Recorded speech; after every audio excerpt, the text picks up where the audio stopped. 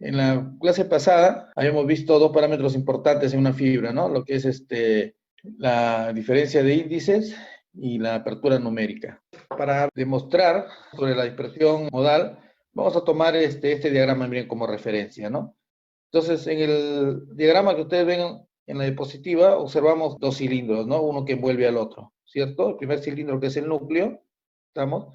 Y el segundo cilindro que es el revestimiento, ¿no?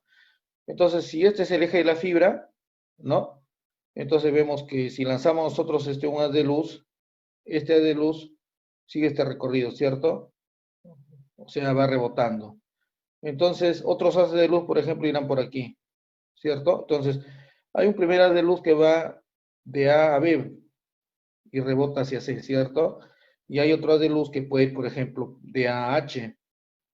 ¿Estamos? Entonces vemos que hay un haz de luz que recorre, digamos, podríamos decir más distancia, ¿no? Que es el AB, por ejemplo, el ABC, ¿de acuerdo? Respecto al que sigue, por ejemplo, AHC. Van a haber haces de luz que, digamos, recorren más distancia, ¿cierto? En este caso, por ejemplo, el haz ABC respecto a AHC, ¿cierto? Por lo tanto, también va a haber mayor retardo, ¿no? Entonces, el haz que recorre más distancia, entonces va a tener mayor retardo. Entonces, si nosotros comparamos a esos dos haces de luz, ¿no? Podríamos decir que a este le ponemos el primer haz de luz y aquí, por ejemplo, el segundo haz de luz. Entonces, nosotros podemos decir que el haz 1, ¿no? Recorre lo que es el camino AB, C, ¿de acuerdo? O sea, podemos decir retardo AB. Estamos AB, ¿no? Y va a haber el haz 2 que recorre el camino H. Entonces, retardo H. ¿Quién recorre mayor retardo? TAB, ¿cierto? Entonces podemos decir que el retardo TAB es mayor al retardo TH. ¿De acuerdo? Entonces, y ahí, miren, nosotros vamos a, de esta deducción, vamos a partir para demostrar la dispersión modal, ¿no? Que hay haces que van a recorrer más distancia que otros haces. Por lo tanto, si fuese una fibra multimodo, digamos que el retardo modal va a ser más crítico, ¿no? Porque van a haber muchos haces de luz, ¿no? En cambio, si tenemos una fibra monomodo, casi todos van por el núcleo, entonces su retardo modal casi se anula, ¿de acuerdo? Pero va a haber otro tipo de retardo, ¿no? Que es el retardo cromático, que ya es la desviación de la longitud de luz. Partiendo de este triangulito, entonces mira, vamos a tener este triángulo, ¿de acuerdo? Que lo vamos a demostrar a continuación. Justamente indica, ¿no? El primer modo corresponde a una trayectoria paralela al eje de la fibra, sigue la trayectoria C, ¿de acuerdo? Y el segundo modo es el que corresponde al ángulo crítico. Entonces, mira, vamos a tener un triangulito de esta manera, ¿no? Del caso anterior. Un triángulo así, un triángulo de esta manera, ¿cierto? ¿No? Entonces, este ángulo de aquí es el que se conoce como 1 teta crítico. ¿De acuerdo? Habíamos visto que este era A, ¿de acuerdo? Y este era el punto B. Y este el punto H. ¿De acuerdo? Entonces hay un haz que recorre el eje de la fibra, ¿no? Y va a haber un haz que recorre rebotando por el núcleo y el revestimiento, ¿cierto? Entonces, el primer nodo corresponde a la trayectoria paralela al eje de la fibra. Bueno, el primer nodo, entonces, y el segundo modo es el que forma un ángulo crítico, ¿no? Que es este. Sería bueno también indicar, ¿no? Que el eje de la fibra es el recubrimiento, ¿cierto? Que normalmente se le llama N2, ¿de acuerdo? Ese recubrimiento. Y N1 es el que está conformado por el núcleo, ¿no? Que es N1. ¿De acuerdo? N1. Ahora, nosotros habíamos demostrado, ¿no? Que el seno, ¿de acuerdo? Que el seno, ¿no? De teta 1 crítico, teta 1 crítico era igual a N2, ¿de acuerdo? Sobre N1. Vamos a utilizar ya esto de la clase pasada. Entonces, miren, nosotros podemos hacer una relación aquí. Si sacamos aquí ya una relación geométrica, el seno de teta 1 crítico, ¿no? Aplicando la ley de senos y cosenos, cateto adyacente a teto 1 crítico sobre la hipotenusa, ¿no? O sea, AH sobre el rayo AB, ¿cierto? Eso tendríamos. ¿Estamos? Tendríamos esto de aquí. Ya está. La idea es encontrar una relación ahí, ¿de acuerdo? Entonces, nosotros también podríamos acomodar esto y decir que, ¿no? Que AB, ¿de acuerdo? Es AH, ¿no? AH sobre seno de teta crítico, ¿cierto? Seno, ¿de acuerdo? De teta 1 crítico, ya está. Entonces, ya vamos encontrando la relación, miren. Pero sabemos que seno de teta 1 crítico es N2 sobre N1, ¿cierto? Y lo reemplazamos acá. Entonces, ahora sí, miren, tenemos esta relación, ¿no? O sea, si H acá lo pasamos a dividir, entonces vamos a tener AB sobre H. Y acá arriba quedaría 1 sobre seno de teta 1 crítico. ¿Estamos? Ya está. Entonces, ¿a qué es igual esta relación AB sobre H? Entonces, sabemos que seno de teta 1 crítico es N2 sobre N1, o sea, N2 sobre N1, ¿cierto? Entonces, el 1 pasa arriba y N2 queda abajo. Entonces, llegamos a esta relación. Miren. Vemos que hay una relación, ¿no? De los radios AB, AH respecto a los índices de refracción. A partir de ahí, miren, ya podremos tener una relación ahora ya de qué tiempo el rayo AB se retrasa respecto al rayo H, porque vamos a ver que el rayo AB es el que recorre más distancia, por lo tanto es el que se retrasa respecto a H. El cálculo del retardo máximo, o sea, retardo modal, correspondiente a la diferencia de longitud entre AB y H. Esa diferencia que lo vamos a llamar retardo modal, es la diferencia de retardo AB menos retardo H, ¿cierto? O sea, sabiendo que el rayo AB es el que recorre más distancia. ¿Estamos? Y lo que se hace aquí nada más da forma, miren. Hace un momento hemos indicado que AB sobre H es N1 sobre N2, ¿cierto? Y también tenemos una relación y podemos decir que el retardo de AB sobre el retardo de H es AB sobre H, N1 sobre N2. O sea, tenemos esta relación. ¿De acuerdo? Sabemos que la velocidad, ¿no? Es la distancia sobre el tiempo, ¿cierto o no? Es distancia sobre tiempo. Entonces, si nosotros dijéramos, ya lo aplicamos para este caso, ¿no? Y decimos que la velocidad de AB, ¿cuál es la distancia que recorre AB? Nosotros le hemos llamado AB. ¿Cierto? Entonces, velocidad sobre el tiempo. Y el tiempo es TAB, ¿cierto? TAB. Por otro lado, sabemos que la velocidad AH, ¿no? También será el recorrido que es AH, el rayo H, sobre el retardo TH. ¿Cierto? Pero acá, miren, hay que tomar esta consideración. Las distancias que recorre cada rayo son distintas, las velocidades son las mismas. O sea, la velocidad del rayo AB y la velocidad del rayo H son las mismas.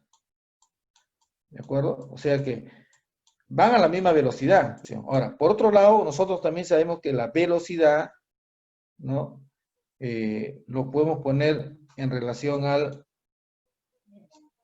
índice de refracción, ¿cierto? Entonces, podemos decir que C sobre N, ¿cierto o no? ¿Y qué N? Básicamente, el N del núcleo, ¿no? El N del núcleo.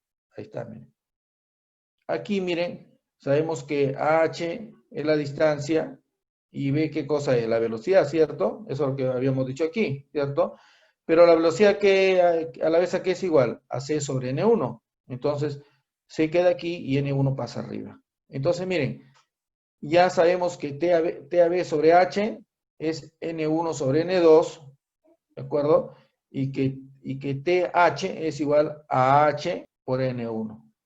Vamos a tener que el retardo modal es igual a TH, ¿cierto? TH, ¿no? Y aquí ponemos N1 sobre N2, acuerdo? N1 sobre N2, ¿no? Menos 1, ¿no? Pero a la vez, ¿qué es igual TH? Volvemos a repasar acá, ¿no? O sea, ¿qué vamos a tener acá? Vamos a tener AH, ¿no? AH, ¿de acuerdo? N1, ¿no? Sobre C. Y todo eso multiplicado por N1, ¿de acuerdo? Acá hay N2, ¿no? Sobre N2 menos 1. ¿De acuerdo? Entonces, miren, ya le vamos dando forma ya. O sea que el retardo modal, como pueden ver, ¿de qué depende? Entonces, vamos por aquí. Entonces, tenemos todo esto, ¿no? O sea que depende de H. ¿Y H qué cosa es? Es el eje de la fibra, ¿cierto? H es el eje de la fibra. La velocidad de la luz, bueno, multiplicado por la índice de refracción, y a la vez todo esto multiplicado por lo que hemos factorizado acá, N1 sobre N2 menos 0. Pero esto de aquí nos va haciendo recordar algo ya, miren, la diferencia de índices. Y eso sería la última forma que le daríamos para ya tener el retardo modal. ¿De acuerdo? Entonces aquí está bien lo que hemos calculado, ¿no? H, N1C y aquí N1, N2 menos 1. Ya está bien. Eso es lo que hemos demostrado hace un momento. ¿De acuerdo? Entonces, como AH es el rayo, es el rayo que va por el eje de la fibra, entonces puede ser para cualquier tamaño de longitud de fibra. Lo puedo reemplazar por una longitud, L, que es la longitud de la fibra. Ya el H se reemplaza por esa longitud, o sea, para cualquier longitud, tengo N1, tengo C, ¿de acuerdo? ¿Se acuerdan cómo se llamaba esta resta y división? Diferencia de índice, triangulito. Eso es lo que se ha hecho acá, miren. N1 menos N2 sobre N2. Diferencia relativa de índice. Entonces ya ahora tenemos esto de acá, ¿no?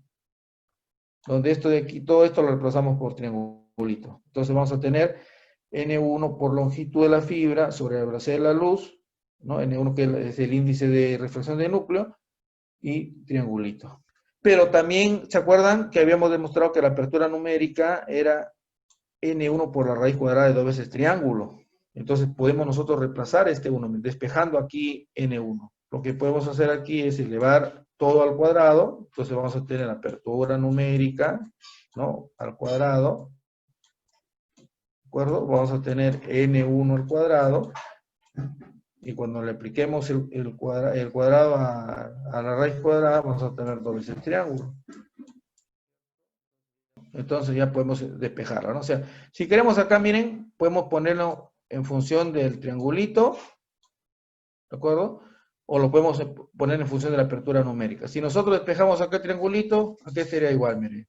Sería la apertura numérica al cuadrado, ¿no? La apertura numérica al cuadrado, ¿no?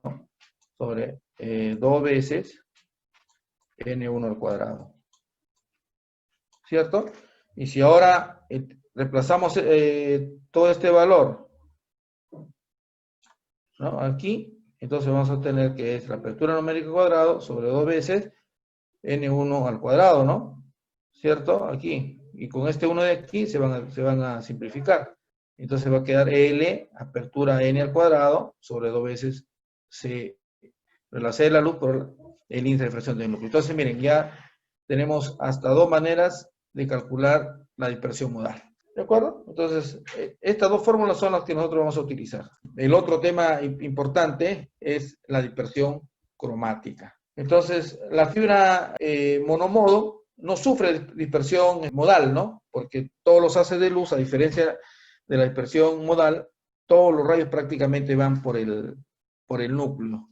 Una fibra monomodo sería así, ¿no? Este sería el núcleo. En cambio, una fibra multimodo sería así. Entonces, la luz va a ir así, ¿no? Va a ir así, ¿no? Entonces, esta es una fibra multimodo. O sea, puede ser En cambio, como aquí el núcleo es tan pequeño, que prácticamente en esta fibra monomodo, digamos, los haces de luz casi llegan al mismo tiempo. En cambio aquí, podemos decir que este haz de luz, por ejemplo, está adelantado respecto a este, por ejemplo, ¿no? Si quisiéramos compararlo acá, ¿no? Entonces, esa es la diferencia. Muy bien. O sea que la fibra monomodo no sufre dispersión modal, como la fibra multimodo. Pero hay otra dispersión, que también es retardo, ¿cierto? Que se conoce como dispersión cromática, ¿de acuerdo? Y la dispersión cromática es que cuando yo inyecto haces de luz, digamos, trabajen en la misma longitud, y eso quiere decir que están en el mismo espectro. Pero, ¿cuál es la realidad? Que hay una pequeña desviación de una longitud respecto a la otra. Y si nosotros lo pusiéramos esta longitud de onda en el espectro visible, es como que cada longitud está desviada porque tiene un espectro color distinto, ¿no? ¿De acuerdo? Entonces, esa es la desviación. O sea, lo ideal sería que lambda 1, ¿no?, sea igual a lambda 2, ¿no?, sea igual a lambda 3, y así sucesivamente. Todos tienen el mismo espectro de longitud.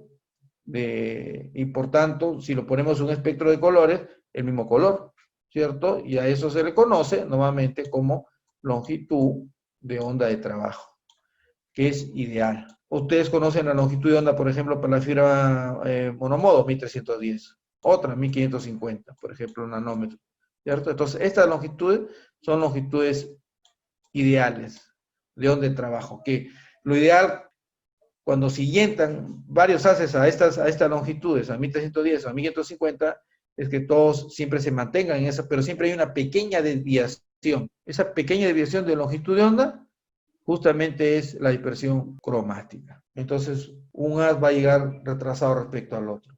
Entonces, a eso se le conoce dispersión cromática, ¿no? Que es un tipo de retardo también, pero que se debe por el efecto de la desviación del espectro de longitud de onda, ¿no? Por ejemplo, acá habrá dispersión modal y cromática. Aquí habrá solo dispersión cromática. Hay una demostración que se puede hacer en la cual el retardo cromático depende, básicamente, miren, de tres factores, como pueden ver aquí, ¿no? La longitud de onda de trabajo, el espectro de frecuencia que lo da el emisor de luz y la longitud de la fibra. Como dice aquí, ¿no? Lambda 0 es la longitud de onda central de la fuente, triángulo longitud es el ancho de banda espectral de la fuente, y la segunda derivada de índice de refracción del núcleo con relación a la longitud de onda. Justamente para el retardo cromático, ¿no?, una fórmula ya en la cual deducimos esta segunda derivada respecto a la longitud y llegamos a un valor ya más práctico que se utiliza, ¿no? Que el retardo cromático depende de qué cosa, de un coeficiente de dispersión cromática, que se llama D mayúscula C, ¿de acuerdo? Depende de triángulo longitud de onda, ¿de acuerdo? Que es el que se indica aquí, que es el ancho de banda espectral de la fuente, ¿de acuerdo? Y la longitud de la fibra, ¿de acuerdo? Entonces, esta formulita es la que lo vamos a usar más adelante. ¿De acuerdo? O sea, con la fórmula de retardo modal que hemos visto, más esta, entonces podemos hallar la suma de los dos retardos, en el caso de la fibra multimodo, por ejemplo, y saber cuánto es su retardo total, ¿cierto? Entonces, incluso el datasheet nuevamente da este valor de acá. El datasheet les da este valor, ¿de acuerdo? Normalmente conocemos la longitud de la fibra. Esta es la longitud de la fibra, ¿cierto? Entonces, este es longitud, para acordarnos, esta es longitud del cable, ¿no?, de fibra óptica. ¿De acuerdo? Esto es lo que yo quiero instalar. O sea, ¿cuánto de fibra quiero instalar? Y ya está. ¿Esto quién lo da? Esto lo da el datasheet. ¿Pero el datasheet de quién? El datasheet de la fibra, ¿cierto? De la fibra. Es una data de la fibra, ¿no? Del datasheet. ¿De acuerdo? ¿Y quién da este valor de acá? El ancho de banda espectral. Bueno, como lo indica aquí, ¿quién lo da? La fuente. Estos forman parte de un transmisor óptico. Bueno, aquí miren, muy importante, lo que indica aquí la diapositiva es que lo que produce un ensanchamiento del pulso es debido a las diferentes trayectorias entre distintas longitudes. Bueno, esto es importante, ¿no? Porque hay una longitud aquí que nosotros acabamos de decir es longitud de onda de trabajo, ¿cierto? Longitud de onda de trabajo. Y aquí va a haber una longitud que normalmente se conoce como longitud superior y en el otro lado longitud inferior, ¿cierto? Y a media potencia, normalmente a media potencia, por ejemplo, este de aquí es el espectro de longitud de onda para un LED, ¿ya?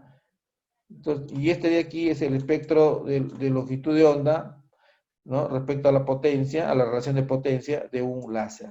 El espectro de longitud de onda de LED está más ensanchado, miren, está más ensanchado, mientras que es más angosto el espectro del láser. Entonces podemos decir que esta luz es más directiva, quiere decir que puede llegar a una distancia mayor. Y si esa luz lo mandamos por la fibra, entonces vamos a aprovechar mejor la longitud de la fibra. No interesa si es fibra multimodo o es fibra monomodo, ¿de acuerdo? O sea que yo puedo utilizar láser tanto para fibra multimodo como para fibra monomodo. Por ejemplo, ¿no? El BCSL es una fuente de luz que lo utilizo con la fibra multimodo. Y el fiberperón, por ejemplo, lo utilizamos con la fibra monomodo. Pero ojo, que este de aquí es para ULED, o sea, no es para el BCSL, ¿de acuerdo?